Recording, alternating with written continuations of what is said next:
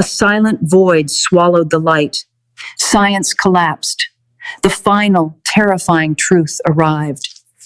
My name is Dr. Julian Vance. I'm a physicist, a man who, for 42 years, has sought to understand the universe through the elegant, cold language of mathematics and empirical evidence.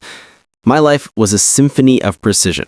I was a researcher at the prestigious European Organization for Nuclear Research, CERN, and my days were a predictable cycle of equations, particle colliders, and the quiet satisfaction of unlocking another one of the universe's secrets.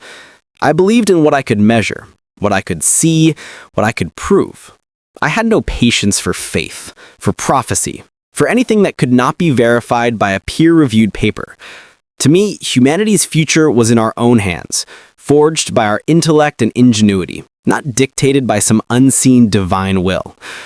The day it happened, I was at my lab in Geneva. It was a normal Tuesday, the air humming with the low thrum of machinery and the scent of ionized air. I was working on a complex simulation of dark matter when a colleague, a young, frantic engineer, rushed in. "Dr. Vance," he panted, his face pale. "Something's happening with the sun. It's not a solar flare, it's something else. It's not on any of our charts." I dismissed him with a weary wave. "The sensors are likely malfunctioning, it's a glitch, nothing more." I returned to my work, my mind already dismissing the anomaly as a minor calibration error. It was easier to believe in a technical fault than in a cosmic mystery. I lived a small, ordered life, a life built on reason. I had a small apartment overlooking Lake Geneva, a library filled with books on cosmology and quantum mechanics, and a collection of classical music that I listened to while I worked. My life was about order. The world was about order. Then, the world began to shake, not with the sudden jolt of an earthquake, but with a deep, resonant tremor that seemed to emanate from the very core of the earth. The lights in the lab flickered wildly before dying completely. The low hum of the servers fell into a terrifying silence. The backup generators sputtered to life, casting an eerie, flickering glow across the room. But the scientific instruments, the very eyes and ears of my world, were inert. Nothing worked. Nothing. A sudden, deep chill settled over the room. A cold that went beyond the absence of heat and seemed to sink into my very bones. I ran to the nearest window. Outside, the sky was not the clear, blue canvas of a moment ago. It was a canvas of pure, terrifying black. But it was not the black of night. It was a deep, palpable void, a darkness that seemed to swallow all light, all sound. The city below, a vibrant tapestry of lights and life a moment ago, was now a silent, gaping abyss. Panic screams began to echo from the streets below, but they were quickly swallowed by the oppressive, suffocating darkness. I felt a surge of fear, a primal terror that defied all scientific explanation. This wasn't a natural phenomenon. This was an act of something. Then, a wave of pain unlike anything I had ever felt ripped through my body. It was not a physical pain, but a spiritual one, a profound agony of a soul being torn from its moorings. I collapsed to the floor, my mind screaming for an explanation, an equation, a theory to make sense of the madness. But there was none. My carefully constructed world of reason and logic disintegrated in an instant. I opened my eyes, but I was no longer in the lab.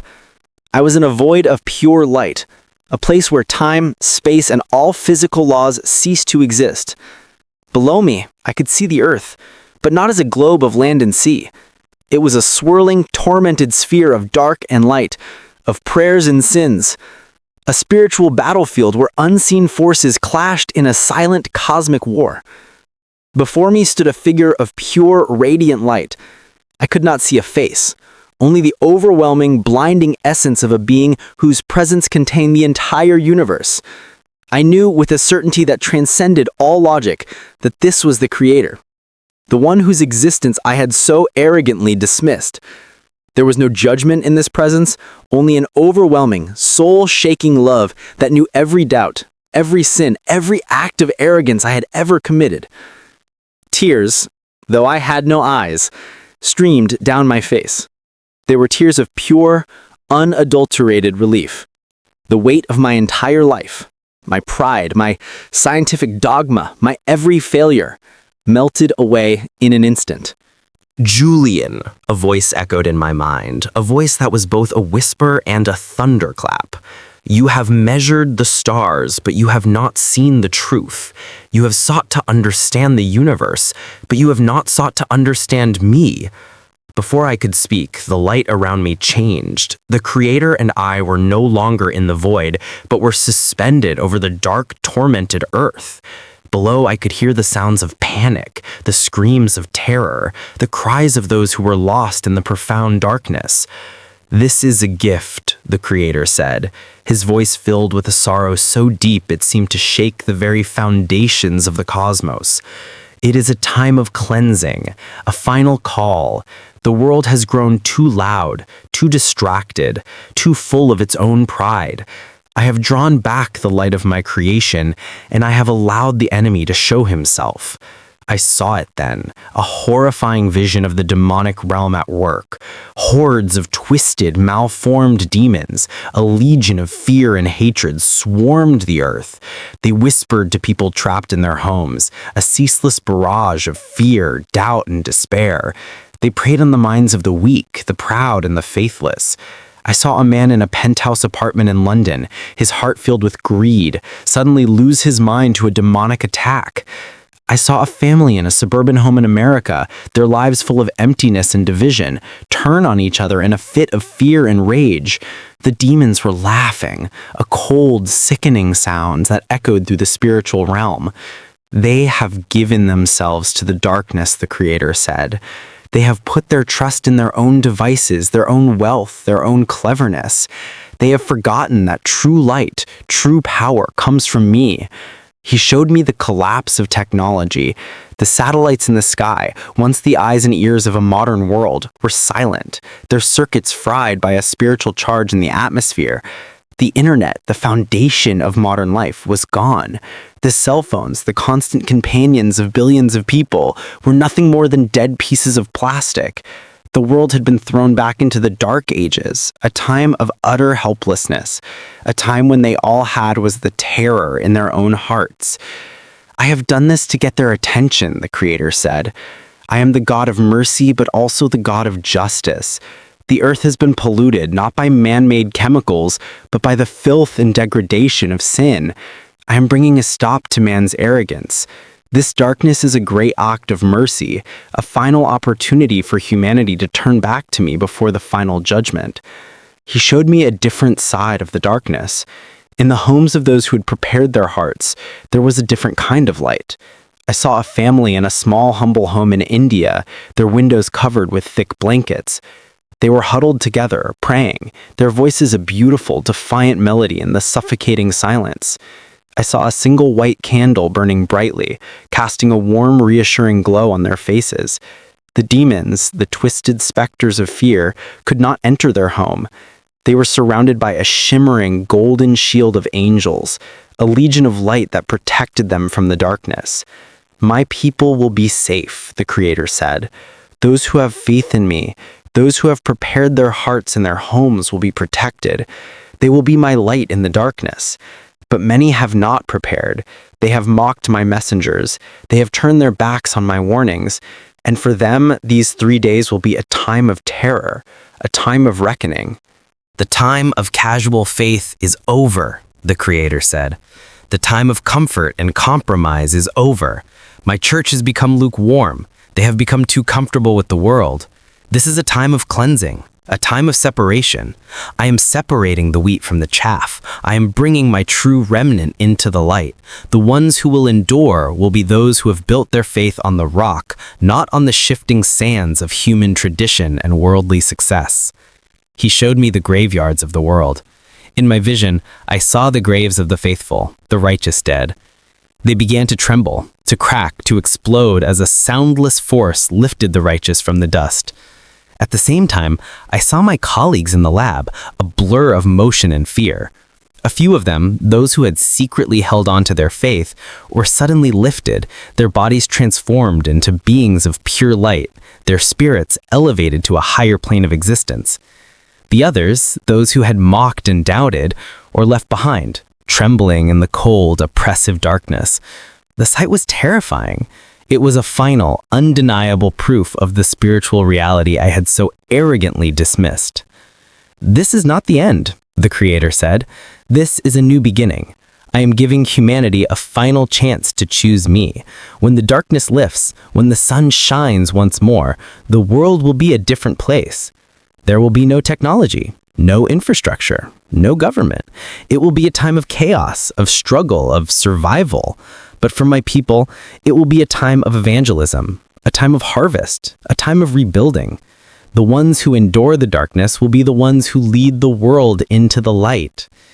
He looked at me, his eyes filled with a love that transcended all understanding. "Julian, my brave scientist, your war is not over. I am sending you back as a messenger. You have seen what is coming. You have seen the only way out. Go and tell them. Tell them to wake up." I was terrified. "But I am nobody," I said, the words echoing in the vast silent void. "I am just a scientist. Who will listen to me? They will call me mad." "You will not be alone," the Creator said. His voice was full of a promise that was stronger than any army. "I will be with you. I will give you the words. You just have to be willing to speak. Tell them to stop fighting over their possessions and their ideologies. Tell them to start fighting the real enemy, the pride in their own hearts. Tell them to pray, not empty words, but prayers from a broken and humble heart.